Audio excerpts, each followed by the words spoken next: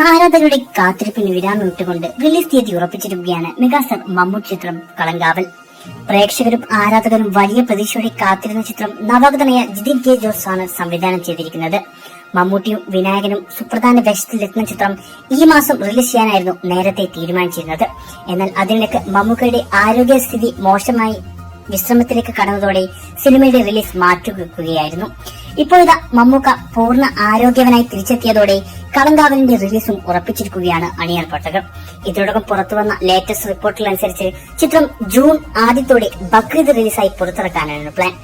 മമ്മൂട്ടി കമ്പനിയുടെ മുൻ ചിത്രങ്ങൾ പോലെ സൈലന്റ് ആയിട്ടാവും കളങ്കാവലിന്റെയും വരവ്.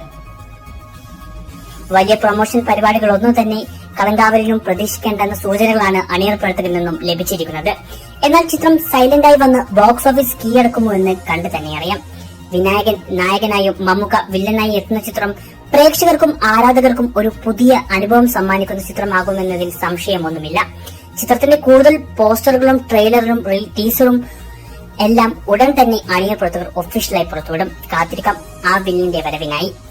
കളങ്കാവലിൽ നിങ്ങൾക്കുള്ള പ്രതീക്ഷകൾ കമന്റ് ചെയ്യൂ.